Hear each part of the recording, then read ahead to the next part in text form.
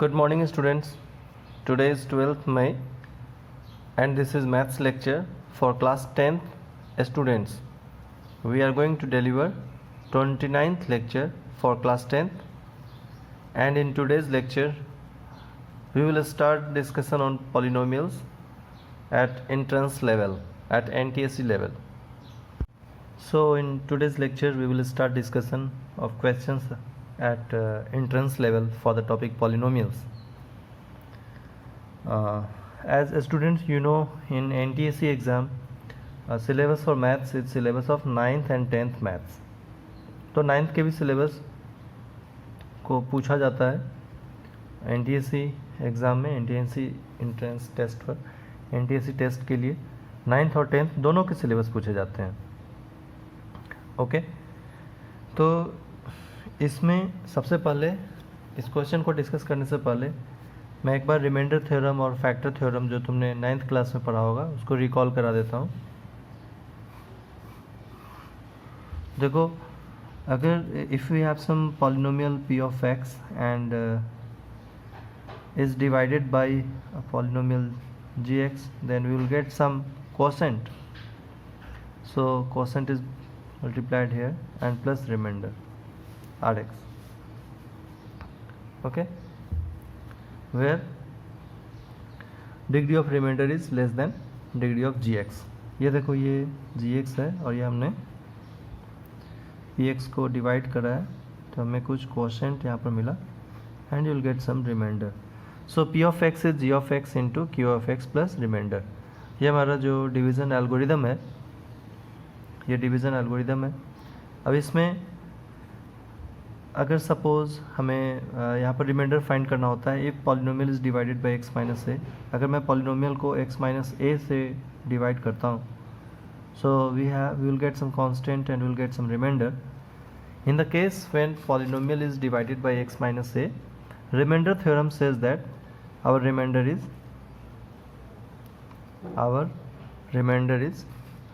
Is p of a. If you will divide a polynomial by x minus a, then your remainder is p of a. This is remainder theorem. Okay, so now at first we will discuss this question. So read this question. Fx is a polynomial in x. When fx is divided by x minus 2, the remainder obtained is 3. Okay, and when the same polynomial is divided by x minus 3, the remainder obtained is 2. So what is the remainder when fx is divided by x minus 3 into x minus 2? तो तुम्हें किसी polynomial fx को अगर तुम सिर्फ x minus 2 से divide करते हो तो रिमाइंडर 3 आता है, और x minus 3 से डिवाइड करते हो तो रिमाइंडर 2 आता है. तो तुमसे ये पूछा जा रहा है कि रिमाइंडर क्या होगा जब हम fx को x minus 3 into x minus 2 से डिवाइड करें. तो अगर हमने f ऑफ x को x minus 3 into x minus 2 से डिवाइड किया तो कुछ क्वोशेंट मिलेगा और कुछ रिमाइंडर मिलेगा. सबसे पहले तो हमने इसको यहाँ पर डिवीज़न एल्गोरिदम से इसको लिखा है. अच्छा, इसमें जो डिग्री ऑफ Rx है, डिग्री ऑफ Rx है, वो जो रिमाइंडर की डिग्री है is less than degree of Gx, is less than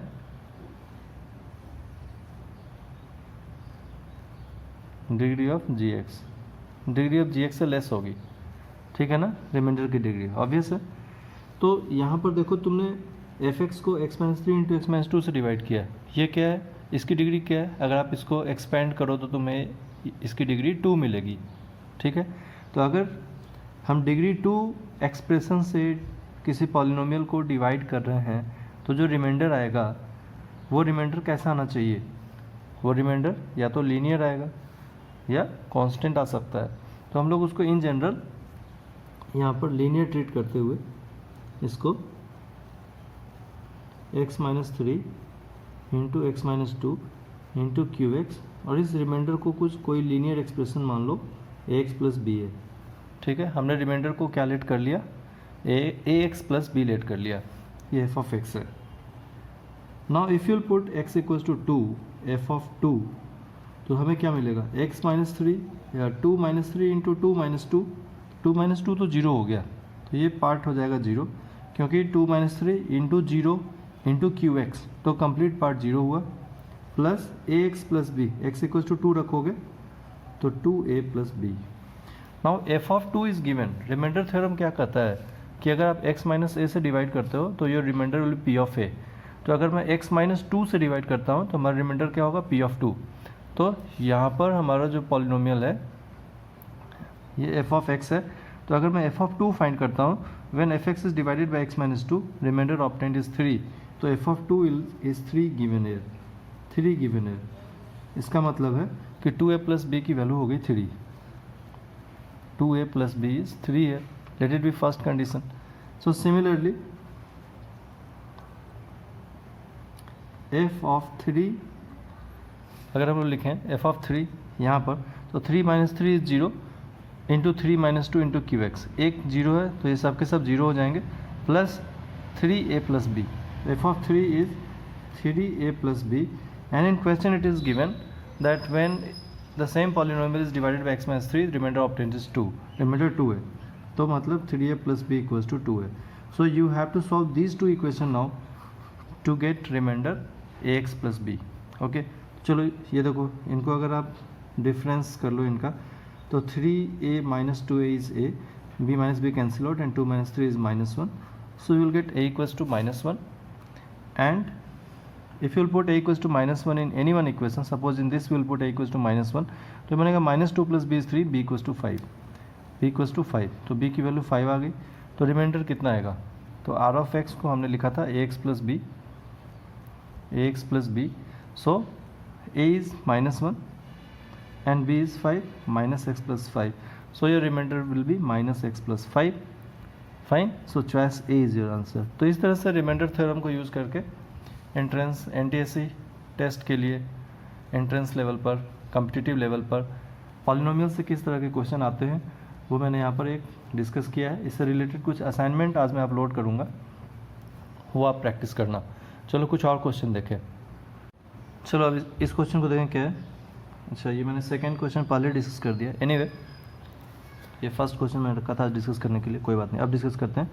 if the polynomial p of x is 2x power 4 plus x cube minus 5x square minus x plus 1 is divided by the polynomial qx is x square minus x, then the remainder is a linear polynomial rx equals to x plus b, then a plus b हमसे पूछा गया है। तुम चाहो तो video को pause कर लो, पहले खुद ट्राई कर लो, उसके बाद आप आगे डिस्कशन देख सकते हो। चलो, so polynomial px is divided by polynomial qx। कोई पॉलिनोमियल है px, इसको हमने किसी पॉलिनोमियल से डिवाइड किया एक्स स्क्वायर माइनस एक्स से, तो हमें यहाँ पर कोई क्वोशेंट मिला होगा। यहाँ पर नेम इसने इसको क्यू एक्स ही ले लिया है। एनीवे तो तुम मान लो स्मॉल क्यू एक्स क्वोशेंट आ गया और इसे कुछ रिमाइंडर आ गई r x. So we can write p of x is equals to x square minus x into some quotient plus remainder. ये डिवीज़न एल्गोरिथम से हमने इसे लिखा है। Now what we can write, x square minus x, if we will consider x common, is x into x minus 1 into quotient plus remainder. Okay, and remainder is given as ax plus b here. Remainder is given as ax plus b here. Okay, this is p of x. अब देखो, if you will put x equals to 0, p of 0, then 0 into 0 minus 1 into qx, एक factor 0 है तो तीनों के तीनों ही 0 हो गए, plus ax plus b, x equals to 0 रखोगे, 0 into a is 0, तो 0 plus b, b. That means p of 0 equals to b. This implies what is p of 0 here? Your p of x is this, इसमें 0 put करो तो 0 0 0 0 1, p of 0 is 1, p of 0 कितना आ रहा है, 1 आ रहा है। बात समझ में आ रही है? So 1 equals to b, तो this implies b is equals to 1, तो b की वैल्यू तो आ गई। again देखो, if you will put x equals to 1, p of 1, if you will put x equals to 1, then 1 minus 1 0, so p of 1 is 1 into 0 into qx, ये पूरा का पूरा 0 हो गया, plus if you put x equals to 1 here, this is a plus b, so p of 1 is a plus b, and what is p of 1? You will put x equals to 1, you will get p of 1 here, so p of 1 is 2 into 1 power 4, 2, 1 cube is 1, minus 5 into 1 square is minus 5, and 1 -1 + 1 equals to a + b। Simply p of 1, तो यहाँ पर हम लोग x = 1 put कर लेंगे, ये expression आ जाएगा। So what we are getting here, this is -6 + 4 is equals to a + b। So -2 is equals to a + b, -2 is equals to a plus b. Now b is 1 here, so a plus 1 is equals to -2, तो a equals to -3। तो a की value -3 है और b की value 1 है। What we are getting, a equals to -3 and b equals to 1। हमसे क्या पूछा गया है, देन a plus b, तो a plus b बताओ, a is -3 and b is 1, so this is your a plus b, -3 + 1 is equals to -2। बात समझ में आ गई। So our answer is choice A, -2। Fine. Now we will discuss one concept and then we will solve some question. So now we will discuss how to sketch a quadratic polynomial। मान लो हमारे पास कोई polynomial है p of x equals to ax² + bx + c, और हम ये चाहते हैं कि इसका ग्राफ, इसका कर्व कैसे बनेगा, how we can sketch this polynomial in fact। तो देखो ये जो p of x है, in fact p of x हमें कहाँ मिलता है, तो वर्टिकल एक्सिस पर मिलता है, y एक्सिस पर मिलता है। कहाँ मिलता है, y एक्सिस पर मिलता है हमें p of x। जैसे कि हमने पुट कर दिया है x = 0, तो p of 0 आ गया c। हमने पुट कर दिया x = 1, p of 1, x = 2, p of 2। जो भी वैल्यू जाएगी वो हमें y एक्सिस पर मिलेगी, और x की वैल्यू हम लोग यहाँ पुट करते हैं ऐसे, like this, negative values this side, और उसके कॉरस्पॉन्डिंग वैल्यूज़ हमें यहाँ पर मिलती चली जाएगी, है ना। मान लो फॉर एग्जांपल मैंने लिया p of x = x² + 2x + 3, और हमने पुट किया p of 0, तो ये क्या बना, 0² 0, 2 × 0 0 + 3 इज इक्वल्स टू 3। तो p of 0 की वैल्यू 3 आ रही है, मतलब x = 0 पर p of 0 कितना आ रहा है, 3 आ रहा है, तो तुम्हें ऐसा ग्राफ बन जाएगा, p of 0 पर 3 आ रहा है। सिमिलरली अगर हमने 1 पुट कर दिया, तो p of 1 is 1² + 2 × 1 + 3, so you will gate 1 + 2 + 3, कितना आ गया, 6 आ गया। तो 1 पर वैल्यूज आ गई 6, 4, इस तरीके से 5, 6, ये वैल्यूज आ गई 1 पर। तो इस वैल्यूज को हम लोग ऐसे दिखा सकते हैं कि 1 पर कितनी वैल्यूज आ रही है, p of 1 6 आ रही है। That means this is p of 0, this is p of 1 and like this. तो कहने का मतलब ये है कि जो पॉलिनोमियल का आउटपुट है वो हमें y एक्सिस पर मिलता है। तो आप p of x को समझ लो, ये लिखा है y = ax² + bx + c। बात समझ में आ गई। अब हमें इसके ग्राफ के बारे में स्टडी करना है। सबसे पहले यहाँ पर आप a कॉमन करो, तो you will gate x² + b/ax + c/a। Common करने आता है ना। मान लो a + b है और हमने बोला इसमें a कॉमन करो, तो कई बार बच्चे कंफ्यूज हो जाते हैं, बच्चों को आदत होती है इस तरह से कॉमन करने की। जैसे ये कुछ है x² है और यहाँ पर 2x है, मैंने बोला x कॉमन करो, तो बच्चे इस पर कंफर्टेबल होते हैं, वो x कॉमन कर लेंगे, यहाँ बोलेंगे x बचा और यहाँ पर क्या बच गया, x कॉमन हो गया तो 2 बच गया। लेकिन कई बार ऐसे सिचुएशंस में कई बच्चों को कन्फ्यूजन होती है, जब उसे कहा जाता है कि तुम a कॉमन करो, तो बोलता है यहाँ तो a है ही नहीं, तो कॉमन कैसे होगा। तो जहाँ पर a नहीं है आप a कॉमन करें, यहाँ तो a कॉमन हुआ तो 1 बचा, और यहाँ a है ही नहीं तो a से डिवाइड कर लो, ये a कॉमन हो गया। इस तरीके से कुछ बात समझ में आई। बेसिकली ये क्या है, मैंने बोला a कॉमन करो, तो तुम a से मल्टीप्लाई डिवाइड करते हो, तो ये एक्सप्रेशन ऐसा बन जाता है, ये तो b ही है। अगर मैंने अब a कॉमन करा तो क्या बचेगा, 1, यहाँ से a कॉमन कर लिया तो b/a। देखो यही बात आ गई, बात समझ में आ रही है। तो directly you can consider a common, 1 + b/a, okay ना। तो हमने यहाँ से a कॉमन करा, ये बन गया x², यहाँ a नहीं था इसलिए डिवाइड हो गया, यहाँ भी a नहीं था तो a से डिवाइड कर दिया गया है। कुछ बात समझ में आई। अब देखो क्या है, a × x², मैंने इसमें 2 से मल्टीप्लाई डिवाइड करा है इस तरीके से, तो ये 2ab बना, 2ab। अब इसमें तुम b/2a² ऐड कर लो और b/2a² सब्ट्रैक्ट कर लो, ठीक है, और प्लस c/a बनेगा, ठीक है। अब देखो हम लोग क्या कर सकते हैं इसमें, y = a, ये जो फर्स्ट 3 टर्म है वो a² + 2ab + b² है, तो इनको हम लोग a + b² लिख सकते हैं, ए प्लस बी होल स्क्वायर लिख सकते हैं, ओके ना। और ये जो टर्म्स है प्लस सी अपन ए को आप पहले लिखो, ये बना minus b square upon 4 square, minus b square upon 4 square, okay. Is that clear? अब हम लोग क्या करेंगे कि इसको y equals to a into,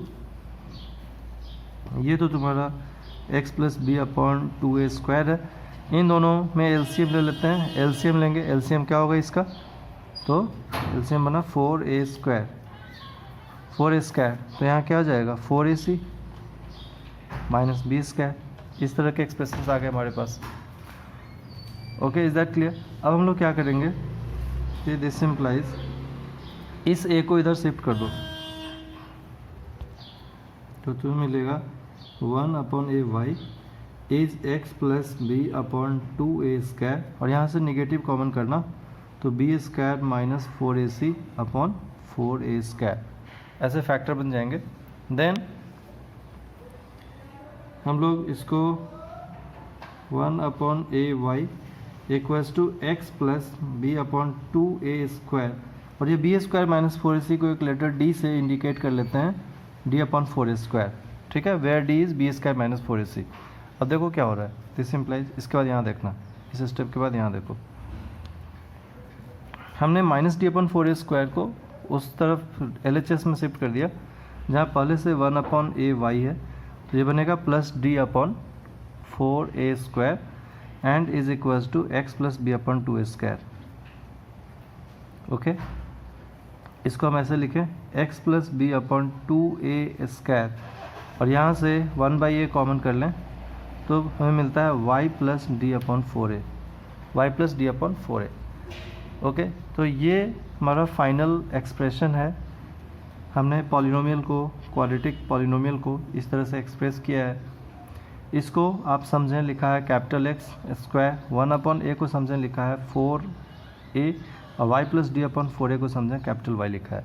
ऐसा हमने क्यों कंसिडर किया है, अभी तो तुम इसको ऐसा कंसिडर कर लो, ये हायर क्लासेस में आपको बताया जाएगा। This is actually parabola. तो एक्चुअली तुमने पहले भी पढ़ा होगा 9th क्लास में कि हमारा जो क्वाड्रेटिक पॉलिनोमियल है उसका ग्राफ ऐसा आता है, a ग्रेटर देन 0 पर और a लेस देन 0 पर इस तरीके से आता है, a लेस देन 0 पर, जहाँ पर where a is a coefficient of x square. अगर coefficient of x square positive है तो you will get this type of curve, if coefficient of x square is negative you will get this type of curve. इनको parabolic curves बोलते हैं, ये तुम्हें 9th class में बताया गया होगा। फिर हमने इसको x square equals to 4ay लिया है। अगर आप कैपिटल एक्स इक्वल्स टू 0 और कैपिटल वाई इक्वल्स टू 0 करें तो हमें ये वर्टेक्स का पॉइंट मिलता है, वर्टेक्स का पॉइंट मिलता है। कैपिटल एक्स कितना है यहाँ पर, x plus b upon 2a, तो x plus b upon 2a equals to 0 करो, एक्स कितना बना minus b upon 2a, minus b upon 2a, और अगर y को 0 करते हो तो y कितना है यहाँ पर,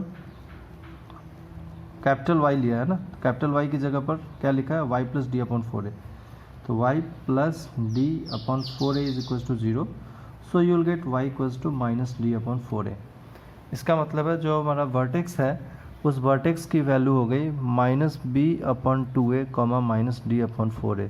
ये बड़े काम की चीज़ है, coordinate of vertex is very important, minus b upon 2a comma minus d upon 4a, and you must notice here कि d is b square minus 4ac। d मैंने किसको लिया था, b square minus 4ac को लिया था, b square minus 4ac को लिया था, d is b square minus 4ac, okay. तो इस वर्टेक्स का क्या एप्लीकेशन है, इसको हम लोग मिनिमम वैल्यू और मैक्सिमम वैल्यू फाइंड करने के लिए यूज़ करते हैं क्वेश्चंस में, कि minimum value of quadratic expression क्या है, maximum value of quadratic expression क्या है। और इसके और कई सारे एप्लीकेशंस हैं कि क्वाड्रेटिक एक्सप्रेशन में ग्राफ गिवन हो तो ए बी एंड सी के साइन को कैसे प्रेडिक्ट करते हैं, ये सारी चीज़ें।